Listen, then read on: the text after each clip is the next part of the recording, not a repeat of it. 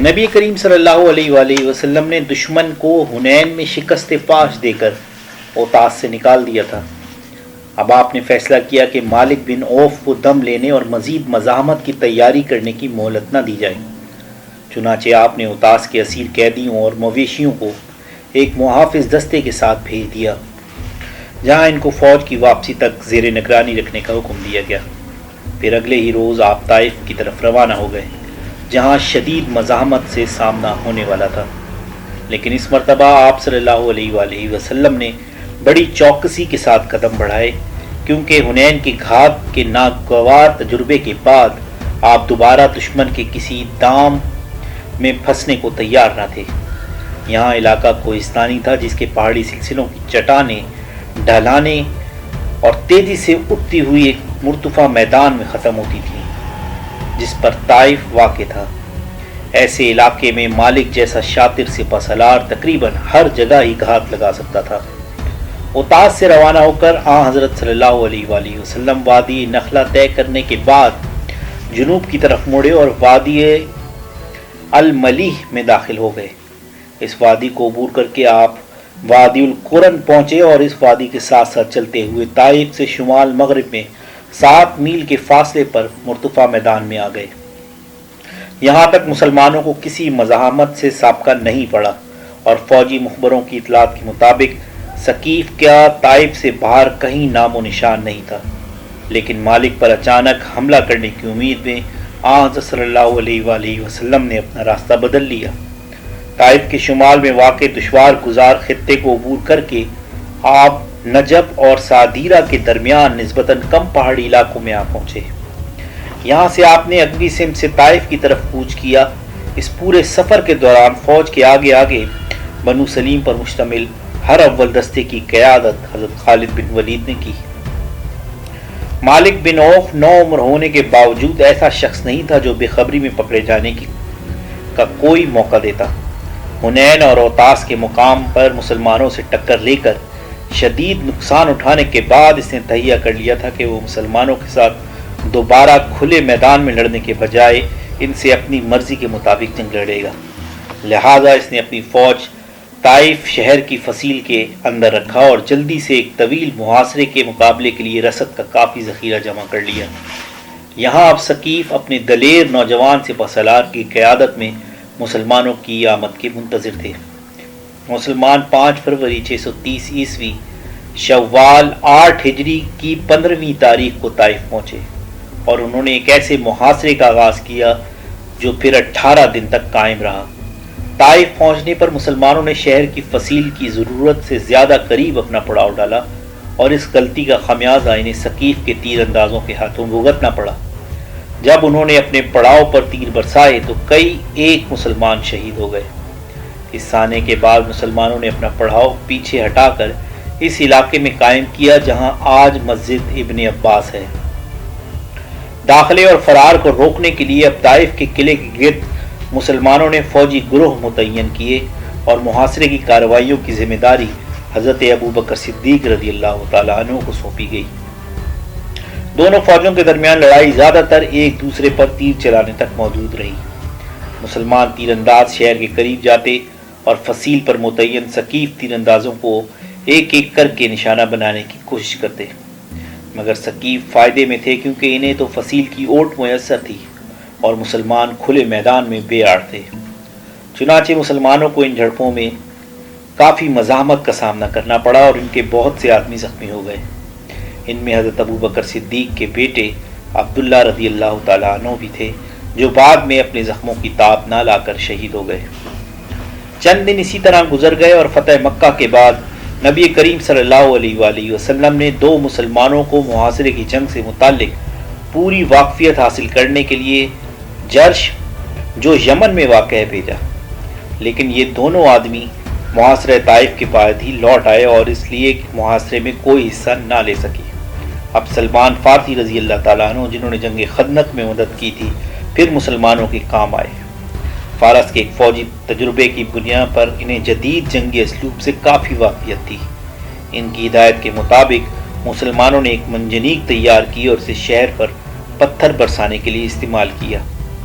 لیکن سلمان رضی اللہ تعالیٰ عنہ اس کام میں اناڑی تھے اور منجنیق سے کوئی خاص فائدہ حاصل نہ ہوا۔ اس کے بعد سلمان رضی اللہ تعالیٰ عنہ نے فیصلہ کیا کہ دبابہ استعمال کیا جائے۔ دبابہ ایک بڑی سی ڈھال ہوتی ہے جو بالعموم لکڑی یا چمڑے سے تیار کی جاتی ہے، جس کی پناہ میں حملہ آور ایک گروہ کی صورت میں قلعے کے پھاٹک کی طرف پیش قدمی کر کے اسے یا تو قلعہ شکن اوزار سے، اس کے لیے بھی منجنیق کا لفظ استعمال ہوتا، تو توڑ دیتے تھے۔ سلمان رضی اللہ تعالیٰ عنہ کی ہدایت کے مطابق مسلمانوں نے گائے کی کھال کا ایک دبابہ تیار کیا اور پھر ان کا ایک گروہ اس کی اوٹ میں طائف کے فوجی پھاٹک کو آگ لگانے کے لیے آگے بڑھا، لیکن جب وہ پھاٹک تک پہنچ گئے تو مالک اور اس کے سپاہیوں نے لوہے کے دہکتے ہوئے ٹکڑے ان کے دبابوں پر پھینکے۔ ان ٹکڑوں نے دبابے کو جلا دیا اور اس کے نیچے پناہ لینے والوں کو دہشت زدہ کر دیا، چنانچہ وہ اس نامانوس حربے کو الگ پھینک کر واپس بھاگتے ہوئے اپنے کیمپ میں آ گئے، اور ان پر ثقیف نے اپنے تیر برسا کر ایک آدمی کو شہید بھی کر دیا۔ 2 ہفتے گزر گئے اور جنگ کے خاتمے کی صورت نظر نہ آئی۔ ثقیف لڑائی کے لیے باہر نہیں نکلتے تھے اور مسلمان لڑنے کے لیے اندر نہیں گھس پاتے تھے۔ ہر بار جب بھی وہ فصیل کے قریب آتے تیروں کی بوچھاڑ انہیں پسپا کر دیتی۔ ایک روز ابو سفیان بھی اس شہر پر چڑھائی میں حصہ لیا اور ان کی آنکھ ایک تیر کا نشانہ بن گئی۔ باقی زندگی کے لیے ان کی ایک آنکھ ہی رہ گئی اور دوسری آنکھ ضائع ہو گئی۔ طائف کے علاقے میں فروری میں سخت سردی ہوتی ہے اور محاصرے کے دوران موسم ناخوشگوار تھا۔ مسلمانوں نے ثقیف کو جنگ کے لیے باہر کھینچ لانے کی کوشش میں انگور کے کچھ باغ تباہ کیے، لیکن ثقیف نے اپنے قلعے کو نہ چھوڑا۔ مالک جتنا ہوشیار سپہ سالار ایسی جنگ مول لینے کو تیار نہ تھا جس میں حالات اس کے حریف کے لیے سازگار تھے۔ بالآخر نبی کریم صلی اللہ علیہ وآلہ وسلم نے جنگی مجلس مشاورت بلائی اور اپنے افسروں سے مشورہ لیا۔ ان میں سے ایک نے کہا، لومڑی کو اس کے بھٹ میں گھیر لینے کے بعد اگر کافی عرصے تک انتظار کیا جائے تو لومڑی پکڑی جا سکتی ہے، لیکن اس کو بھٹ میں رہنے دیا جائے تو وہ کچھ نقصان نہیں کر سکتی۔ حضرت ابو بکر صدیق نے مکہ واپس چلنے کا مشورہ دیا۔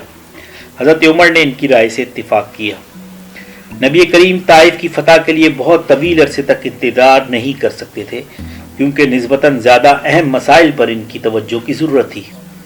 آپ نے بھی تجویز کیا کہ محاصرہ اٹھا لیا جائے اور اسلامی لشکر واپس چلے، لیکن بعض جوشیلے مسلمانوں نے اس کے خلاف احتجاج کیا اور مصر ہوئے کہ جنگ فتح تک جاری رکھی جائے۔ تو پھر تم کل حملہ کر سکتے ہو، حضرت صلی اللہ علیہ وآلہ وسلم نے کہا۔ ان مہم جوئی کے دلدادہ مسلمانوں میں سے چند اگلے روز پھر قلعے تک پہنچے اس کے اسے فتح کریں، لیکن ثقیف کے تیر اندازوں نے انہیں سخت نقصان پہنچایا۔ اب وہ لوٹے تو ان کا مزاج فلسفیانہ ہو گیا اور انہوں نے نبی کریم سے اتفاق کیا کہ شاید بہتر یہی ہے کہ لومڑی کو اس کے بھٹ میں رہنے دیا جائے۔ 23 فروری 630 عیسوی 4 ذیقعدہ 8 ہجری کو محاصرہ اٹھا لیا گیا۔ مسلمانوں کے 12 آدمی شہید ہوئے اور ایک بڑی تعداد زخمی ہوئی۔ ثقیف خم ٹھونک رہے، لیکن 10 مہینوں کے بعد اس قبیلے نے آخر میں اسلام قبول کیا، پھر ایمان کے پکے ثابت ہوئے۔ مسلمان 26 فروری کو جارانہ پہنچے اور یہاں نبی کریم نے اوتاس میں حاصل کیا ہوا مال غنیمت تقسیم کیا۔ مکہ کے نو مسلموں پر واضح کرنے کے لیے کہ نئی دین کو تاخیر سے قبول کرنے کی وجہ سے ان کے خلاف امتیاز نہیں کیا جائے گا، حضرت صلی اللہ علیہ وآلہ وسلم نے انہیں بھی مال غنیمت کا حصہ دیا، لیکن عورتوں، بچوں اور جانوروں کو تقسیم کیا ہی گیا تھا کہ حزان کے ایک وقت نے حضرت صلی اللہ علیہ وآلہ وسلم کے پاس آ کر اعلان کیا کہ ان کا قبیلہ مسلمان ہو گیا ہے۔ کیا آپ ہمیں وہ واپس نہیں کریں گے جس پر آپ نے ہم سے جنگ میں قبضہ کر لیا تھا؟ وفد کے ارکان نے استدعا کی۔ در حقیقت جو کچھ ان سے چھن چکا تھا اس کی واپسی کا مطالبہ کرنے کا انہیں کوئی حق نہ تھا، کیونکہ یہ انہوں نے مسلمانوں کی حیثیت سے نہیں کفار کی حیثیت سے کھوئی تھی۔ لیکن حضرت صلی اللہ علیہ وآلہ وسلم نے ان کی عورتوں اور بچوں اور اموال کو ان کے حوالے کر دیا۔ چند دنوں کے بعد مالک چپکے سے طائف سے نکل کر مسلمانوں کے پڑاؤ میں آیا۔ یہاں اس نے اسلام قبول کیا اور نبی کریم صلی اللہ علیہ وآلہ وسلم نے اس کو اپنے فیض سے بہراور کیا۔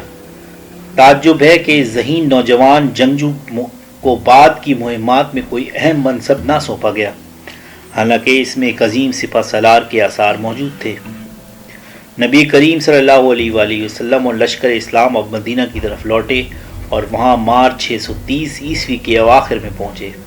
اس طرح ہجرت کا 8واں سال ختم ہوا۔ اس کے بعد جو سال آیا سال وفود کے نام سے مشہور ہے، کیونکہ اس سال کے دوران اکثر عرب کے قبائل مدینہ پہنچے اور حضرت صلی اللہ علیہ وآلہ وسلم کی اطاعت قبول کر لی۔